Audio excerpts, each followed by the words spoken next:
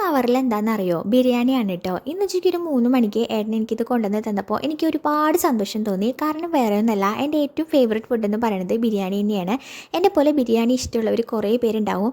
പക്ഷേ എന്നെ പോലെ ബിരിയാണി മാത്രം ഇഷ്ടമുള്ളവർ അത്ര പേരുണ്ടാവില്ല. കാരണം ഞാൻ എവിടെ പോയാലും എന്തൊക്കെ പുതിയ തരം ഫുഡ് ആരൊക്കെ കഴിക്കുന്ന കണ്ടാലും ഞാൻ എപ്പോഴും കഴിക്കാൻ ഇമ്പോർട്ടൻസ് കൊടുക്കുന്നത് ബിരിയാണിക്ക് തന്നെയാണ്. അതിൻ്റെ കൂടെയുള്ളവർക്ക് നന്നായിട്ട് അറിയുകയും ചെയ്യാം.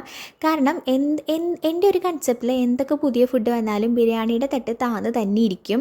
ഞാൻ ഇനിയിപ്പോൾ അത് രാത്രിയാണെങ്കിലും ഉച്ചയ്ക്കാണെങ്കിലും ഒക്കെ കഴിക്കാൻ കിട്ടിയാലും ഞാൻ ഹാപ്പിയാണ്. ഞാൻ അതിരുന്ന് കഴിക്കും. എൻ്റെ ഈ ഭ്രാന്ത് കുറേയൊക്കെ എൻ്റെ കുട്ടിക്കും കിട്ടിയിട്ടുണ്ട്. കാരണം എൻ്റെ കുഞ്ഞിന് ഏറ്റവും ഫേവറേറ്റ് ആയിട്ടുള്ള ഫുഡ് എന്ന് പറയുന്നത് ബിരിയാണിയാണ്.